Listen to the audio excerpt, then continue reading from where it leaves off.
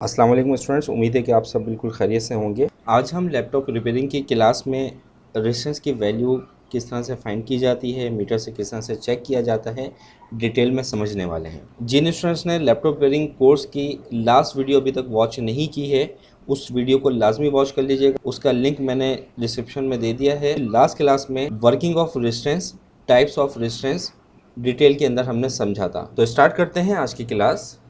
Students, हमने last class में types of resistance में टाइप नंबर 1 पढ़ी थी, कलर कोड रेजिस्टेंस।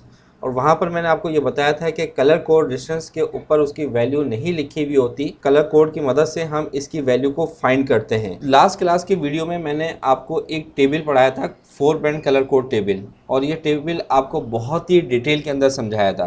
तो इसी वजह से आपसे कह रहा हूँ कि लास्ट क्लास की वीडियो को लाजमी वॉच कर लीजिएगा। इस टेबल की मदद से हम अपनी रेजिस्टेंस की वैल्यू को फाइंड करते हैं। अब देखिए, आपके सामने एक रेजिस्टेंस है और इसके कलर हैं yellow, violet, orange, golden.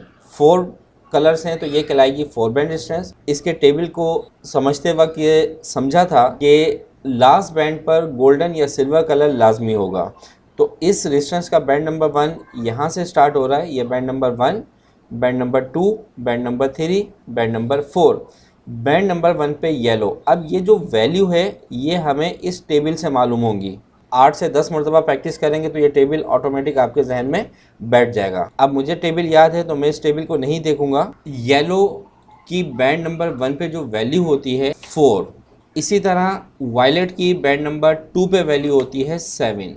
Orange band number 3 पे 000 एंड गोल्डन बैंड नंबर 4 पर 5% प्लस माइनस। ठीक है, ये रेजिस्टेंस की वैल्यू है। फिर हमने ये समझा था कि बैंड नंबर 1, 2, 3 पर जो भी वैल्यू होंगी इनको हम एक साथ मिला के लिख देंगे 47,000, यानी कि 47,000 ohms, 5% प्लस माइनस, ये इस रेजिस्टेंस की वैल्यू है। ठीक है, ये जो रेजिस्टेंस आपके पास ये जो आपको नज़र आ रही है इसकी क्या वैल्यू है 47,000 ohms, 5% प्लस माइनस। बस आपने इस टेबल को लाजमी याद कर लेना है। इसके बाद सेकंड रेजिस्टेंस की अगर हम बात करें तो इस पर कलर फर्स्ट बैंड पे रेड है, सेकंड पे भी रेड है, थर्ड पे भी रेड है और 4 पे गोल्डन है। तो रेड बैंड नंबर 1 पे 2, इसी तरह बैंड नंबर 2 पे 2, बैंड नंबर 3 पर 00 एंड गोल्डन बैंड नंबर 4 पर 5% प्लस माइनस। अब इस रेजिस्टेंस की वैल्यू क्या होगी हमारे पास, बैंड 1, 2 और 3 की जो वैल्यू है इनको एक साथ मिला के लिख दीजिए 2200 ohms, 5% प्लस माइनस। ये इस रेजिस्टेंस की वैल्यू है। ठीक है, तो ये आपकी इस रेजिस्टेंस की वैल्यू है। तो बहुत ही आसान है, बस आपने उस टेबल को याद कर लेना है। उस टेबल की मदद से आप कलर कोड रेजिस्टेंस की वैल्यू को फाइंड आसानी से कर सकते हैं। अब हम चलते हैं अपने इलेक्ट्रॉनिक सर्किट पर, देखते हैं वहाँ पर ये रेजिस्टेंस कहाँ लगी हुई है और उस पर कौन कौन से कलर्स हैं और वो क्या कितने ohms की रेजिस्टेंस, उसकी रेजिस्टेंस की क्या वैल्यू है। ये हमारा इलेक्ट्रॉनिक सर्किट है और इसमें आपको ये देखें रेजिस्टेंस लगी हुई नज़र आ रही हैं। ये लगी हुई है 2 रेजिस्टेंस। अब इसमें जो राइट साइड पर जो रेजिस्टेंस है इसमें आपको कलर देखें कौन कौन से नज़र आ रहे हैं, रेड, रेड, ब्लैक, गोल्डन। इसकी पहले वैल्यू मैं आपको निकाल के दिखा देता हूँ इसकी कितने ohms की रेजिस्टेंस है। फर्स्ट कलर हमारे पास रेड है, सेकंड कलर रेड है, थर्ड कलर ब्लैक है और फोर्थ कलर गोल्डन। वही टेबल जो 4 कलर को टेबल हमने समझा था उसी से हम इसकी वैल्यू निकालेंगे। रेड बैंड नंबर 1 पे 2, बैंड नंबर 2 पे इसकी वैल्यू 2, ब्लैक बैंड नंबर 3 पे यूज़ नहीं होता है तो इसको हम ऐसे ही छोड़ देंगे, और गोल्डन 5% प्लस माइनस। तो इस रेजिस्टेंस की वैल्यू है 22 ohms, 5% प्लस माइनस। ठीक है, तो ये जो रेजिस्टेंस यहाँ पर लगी हुई है हमारे सर्किट पर राइट साइड पे, अभी ये जो मैं आपको रेजिस्टेंस दिखा रहा हूँ इसकी वैल्यू अभी हमने फाइंड की और वैल्यू आई है 22 ohms। तो ये तो हो गया रेजिस्टेंस की वैल्यू किस तरीके से निकालेंगे। अब हम इसको मीटर से कैसे चेक करेंगे, तो डिजिटल मीटर में बहुत डिटेल में आपको समझा चुका हूँ।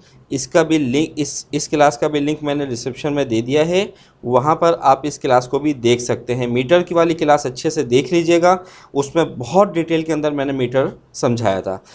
देखें, यहाँ पर हमने ये समझा था, ये ohms का सिंबल है, तो यहाँ से लेकर यहाँ तक का जो सेक्शन है ये हमारा कहलाता है ohms सेक्शन।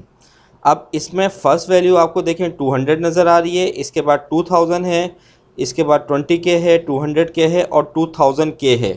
ये मैं दोबारा से एक दफ़ा बता देता हूँ ताकि आपको याद रहे।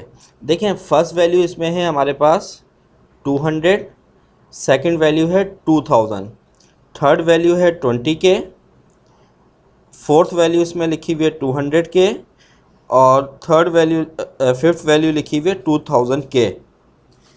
अब देखें, यहाँ पर 200 की जो रेंज है, यहाँ पर हम 0 ohms से लेकर 200 ohms तक की रेजिस्टेंस की वैल्यू चेक कर सकते हैं। अगर हमारे पास कोई रेजिस्टेंस है और उसकी वैल्यू 0 से 200 के बिटवीन आ रही है, तो आपने मीटर को ohms सेक्शन में 200 वैल्यू पर सेट करना है। इसके बाद 201 ohms से लेकर 2000 ohms तक की वैल्यू रेजिस्टेंस की हम इस सेक्शन पर चेक करेंगे। अगर हमारे रेजिस्टेंस की वैल्यू आ जाती है फॉर एग्ज़ाम्पल 3500 ohms, तो देखें आपके मीटर पर जो ohms की वैल्यू का सेक्शन, ohms की जो वैल्यू है वो दो हैं, 200 और 2000, और लास्ट रेंज क्या है 2000 ohms। अगर 2000 ohms से ऊपर वैल्यू चली जाती है, जैसे एग्जांपल आपको दी, अगर हमारे पास एक रेजिस्टेंस है 3500 ohms की, तो अब हम यहाँ पर इसको चेक नहीं कर सकते।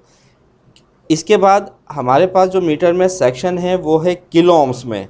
तो सबसे पहले हम अपनी इस ohms वैल्यू को किलो ohms में कन्वर्ट करेंगे। किलो ohms में कन्वर्ट करने के लिए आप इसको 1000 से डिवाइड कर देंगे, तो ये हो जाएगा 3.5 किलो ohms।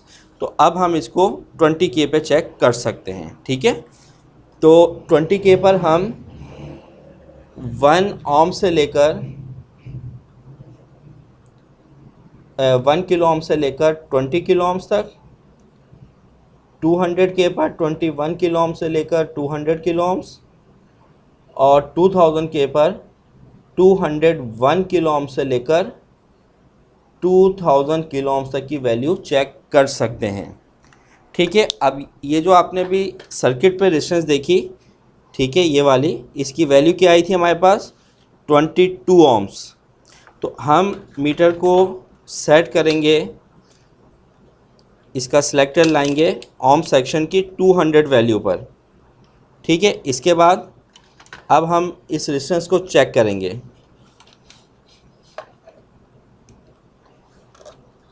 देखें, ये रेजिस्टेंस लगी हुई है हमारे पास, ये इसकी 2 लेग्स हैं, एक प्रॉप को लेफ़्ट साइड पर, दूसरी प्रॉप को राइट साइड पर।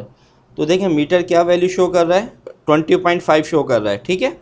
तो अब देखें ये ओके है रेजिस्टेंस। आपकी रेजिस्टेंस अगर मीटर पर वैल्यू 22 ohms दे, या इस वैल्यू का 5% ज़्यादा दिखाए या 5% कम दिखाए, तो इसका मतलब ये रेजिस्टेंस ओके है।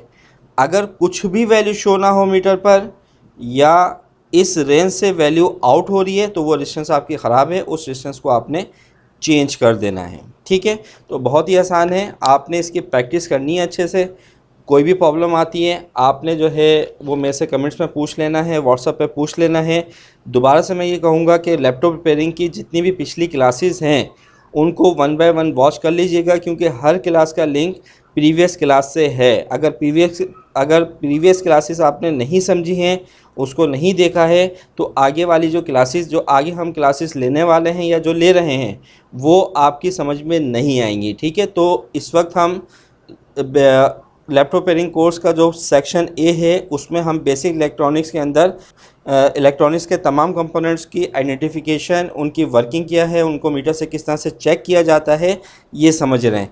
ये तमाम चीज़ें समझने के बाद फिर हम लैपटॉप की रिपेयरिंग की तरफ जाएंगे, क्योंकि उससे पहले आपको ये कंपोनेंट्स का आना बहुत ही ज़रूरी है। तो उम्मीद करता हूँ कि आज की क्लास आपको अच्छे से समझ में आ गई होगी।